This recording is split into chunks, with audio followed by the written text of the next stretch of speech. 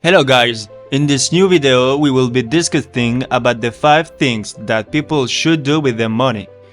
These are principles that, if followed, will lead you to financial success and stability. The first principle is to have a written plan, also known as a budget for your money.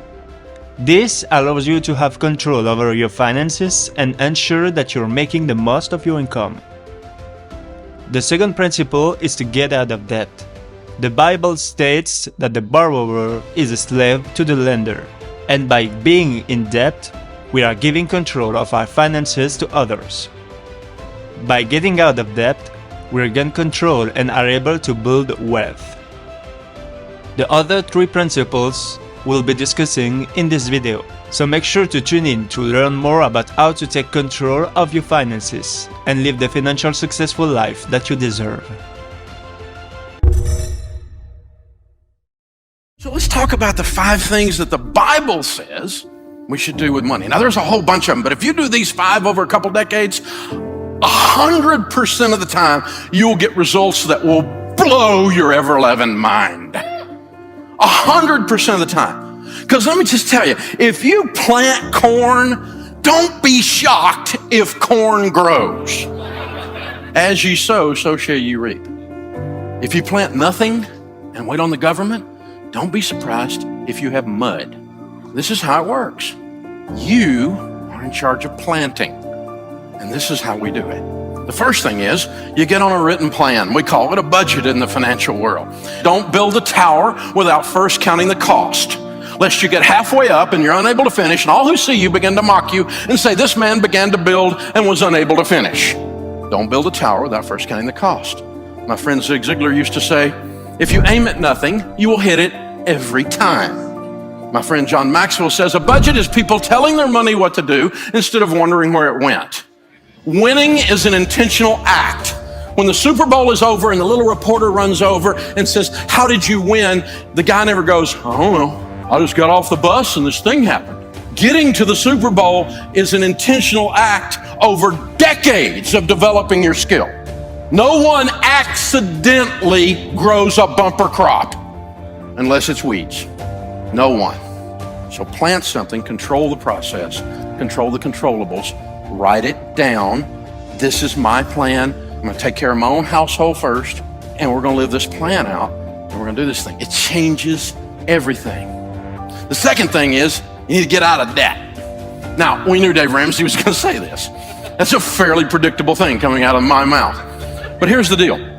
The borrower really is slave to the lender. The rich rules over the poor, and the borrower is slave to the lender. I've experienced that. I lost everything because I let other people have control over my life. You know what that's called? A master. Well, Dave, I don't know if I agree with all your theories about debt.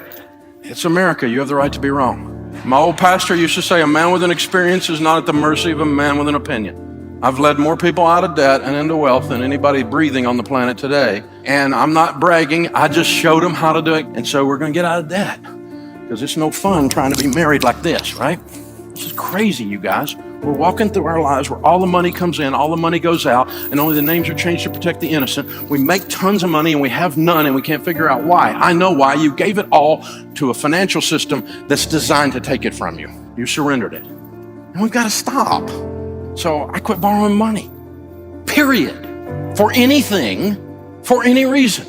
And this weird thing happened when I didn't have any payments and I made an income. I had money. It was so strange. And then when I got money and I bought an asset that created income that I paid cash for, I got to keep all that. There was no payment, except for what the government takes, but I mean, there was no payment. It was an amazing experience. And the first few years were tough because, there's stuff I wanted to do and I didn't have the money. And I had to learn this magic ancient word called no. Most people don't know this word. You press your tongue towards the roof of your mouth, you release air. No. It's tough. So, what I did was we got the scissors out and we said, "No more. I'm not going to play you guys' game anymore." "You don't have any credit cards?" "No, not for 38 years. Well, 30 years. That's when I went bankrupt. They wouldn't give me one at first. And then later, after they would give me, I didn't want it because I had learned this stuff from the Bible. And this is my wallet. Green president's faces, 4 pieces of plastic, my debit card on my business, my debit card for my home, my driver's license, and my handgun carry permit. A guy called me on the radio and he's like, "You're gonna kill me. My truck payment." I said, "How much is your truck payment?" $763. You have a $700 truck payment? Yeah. I said, "How much is your house payment?" "I live in a double wide, $550. I said, "Dude, if your truck payment is bigger than your house payment, you might be a redneck." The borrower is slave to the lender. You got to sell that truck, dude. It owns you. You don't own it. It sounded good at the time. And you and I both know the reason you called me is you just wanted somebody else to say it out loud with you, who's also done stupid, because I know what stupid looks like. Son, that's stupid. That truck's got to go. You're saying I got to sell my truck? I said, "What'd you just say?" "Of course I said you sell your truck." Thing owns you, man. This is crazy. Get you a truck that you can own instead of it owns you. This is just crazy. The third one surprises people, and that's foster high-quality relationships. The Bible says, "Be not deceived. Evil company corrupts good habits." Did you know you become who you hang around with? The studies say that your 10 closest friends over the next decade, your income will be within 10 to 15% of the average of your 10 closest friends. And some of you are going, "I need some new friends." Well, maybe. I mean, you don't let your little son, your little Johnny, run around with a weed head down the street, because you know if you do, he's going to turn into a weed head, right? He comes home talking language we don't talk in our house. You go, "Where'd you pick that up?" Because you didn't pick it up in here. You become who you hang around with. Be not deceived. Evil company corrupts good habits. So hang out with generous people and you will be generous people. Hang out with people who treat their wives with respect, men, and you will find men who treat their wives with respect, and you'll start treating yours that way. It's an amazing thing that happens. It's a weird thing that happens. So choose carefully. Now, I'm not talking about being nice to someone or snubbing other people. I'm nice to anybody. I love people. I love people that are wrong even. I love people, okay? But I'm talking about my crew. The men in my life that shape my language, the men in my life that impact my spiritual walk, my generosity, my thinking in business, and my acumen. Who are the men in my life that are doing that? Ladies, the same thing for you. You're going to become who you hang around with. The next one is save and invest. See, if you don't have any payments and you got a plan, the first thing you're going to want to do is save and invest, because in the house of the wise are stores of choice food and oil. And the rest of that proverb says, "And a foolish man devours all he has." If you spend everything you make, biblically speaking, you're a fool. But I have been a fool. Big red arrow. Fool, fool, fool. I know what being a fool feels like. It feels like being broke, because I spent everything I made. Because I've always been able to make money. I just wasn't able to keep it. I always thought I could out-earn my stupidity. And I tried it for a long time. It doesn't work. Save and invest. You're saving for an emergency fund first. Save 3 to 6 months to get ready for maybe something like a rainy day. Right? Man. I mean, what if you had no payments and a big $20,000 emergency fund in 2020 happened? Or what if you had $20,000 in payments and no money for emergencies in 2020 happened? Do you have two different results? The answer is yes. In the house of the wise are stores of choice food and oil. And then that leads you to the position to be incredibly, outrageously generous. It's hard to be generous when you're broke. You can be generous and smile and open the door for somebody. But I'm talking about writing a check to feed hungry babies. I'm talking about buying a single mom a car. I'm talking about you can reach over and pay somebody who's struggling's light bill through the end of the year. I'm talking about outrageous, even sometimes spontaneous generosity. And you can do that if you're not broke. And if you got your stuff taken care of at home. If my light bill is paid, I can help somebody. If I'm still fretting over here, I don't even see them. So I want you to try this next time there's a holiday, maybe Easter or Thanksgiving or something like that, and you're driving to grandma's house with the kids. Then you're going to go have a big feast that day. But on the way, I want you to do something crazy. I want you to stop at the Waffle House. Leave the kids in the car, the motor running. Pull up in front of the window so you can see inside and the people in your car can see inside. I want you to go inside by yourself. Leave them out there. They'll be running their mouth anyway. Kids, put the screens down. Watch this. Go in there, have a cup of coffee at the counter. She'll come to the counter. She'll pour your coffee. This is Thanksgiving morning. You know, he's working on Thanksgiving morning at Waffle House. Pay for your coffee, and I want you to take 3 or 4 of these Uncle Benjamin Franklin pictures, $100 bills, and I want you to slide them on the cup and slip out. Go out in the car, tell the kids, hey, watch God work. Watch what God does when he shows off. She'll come over, she'll pick that stuff up, and she'll look at it. She wonders if it's a trick, because in her life it's been so long since anything good has happened to her. And then when she realizes it's real, and 100% of the time after she does this, she'll go, thank you. And then she looks one more time. When she realizes no one's looking and she has no idea there's a family with a 6-year-old sitting in a van watching her inside, whose dad or mom just pulled this idea off. And the 6-year-old's life is being permanently changed while he watches this.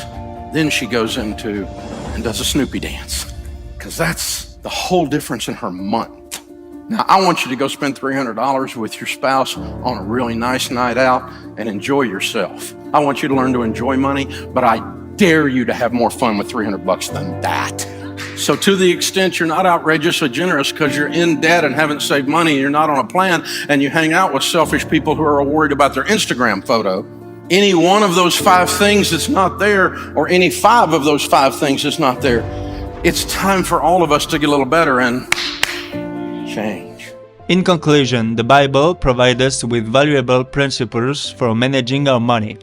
By following these principles, we can take control of our finances and build wealth for ourselves and our families. To resume, the first principle is to have a written plan or budget for our money.